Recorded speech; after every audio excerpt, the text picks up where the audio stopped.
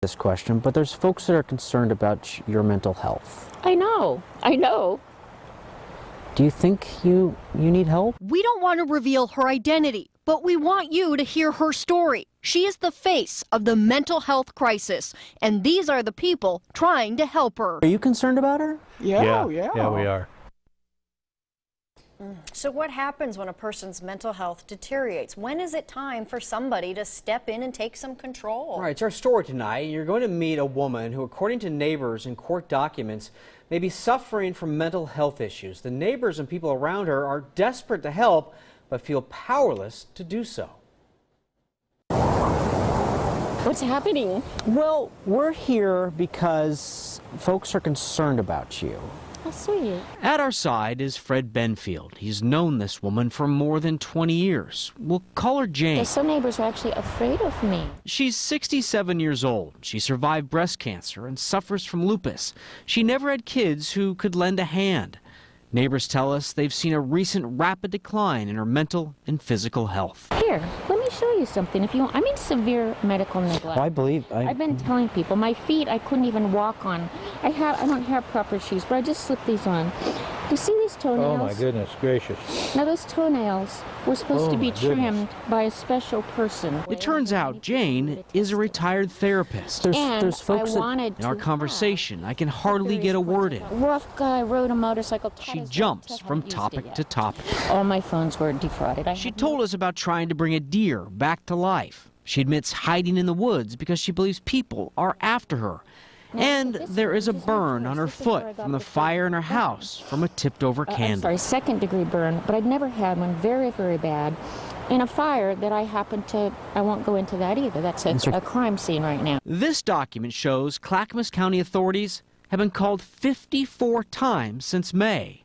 Calls like this one. She just jumped in front of the truck. My husband won't get her because she jumped in front of the truck. On the phone was Katie Eberly. I am afraid of what's going to happen if she is here by herself. The Eberlys live on the property and were hired as caretakers for Jane's animals.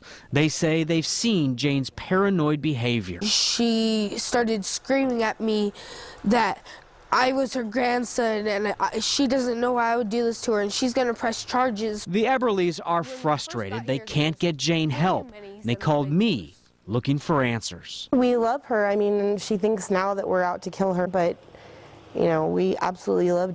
We want to help her in any way we can, and, you know, whether she believes it or not, that's how it is. She needs help, but for some reason she's not getting it. We take it into people's civil liberties very seriously. We take that very seriously. We don't want to take somebody away from their home if we don't have to. The sheriff's office won't talk specifically about Jane's case, but law enforcement has the power to take someone in for a 3-day mental health evaluation. For deputies, being on the front lines of a mental health crisis is a tough place to be. There could be a manic stage where they are definitely in need of assistance.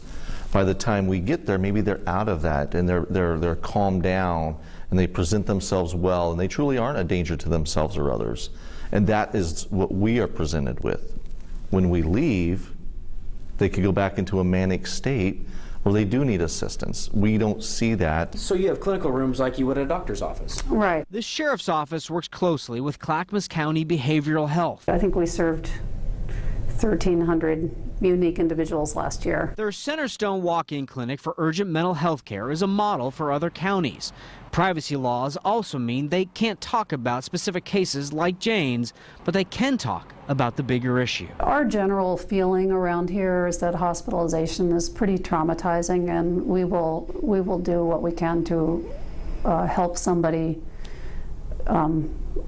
get the help they need without going to the hospital. But when a person doesn't ask for help, no, I don't need any sort of mental health help. Having them forced or committed is difficult. We really can't take away somebody's liberty unless they are presenting a threat to somebody else or to themselves, or really are putting themselves in grave danger by not being able to take care of themselves.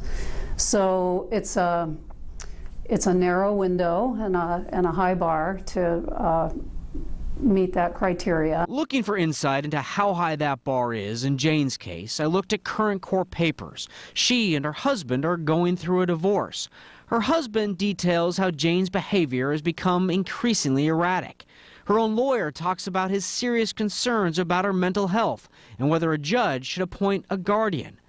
But Jane fought that, and a judge agreed. I mean, what's going to happen? Is she going to have to kill somebody or herself before they'll help her? I don't understand it. I would like people to see how I have to survive and how difficult it is, and then challenge anyone to still be standing here, speaking sanely.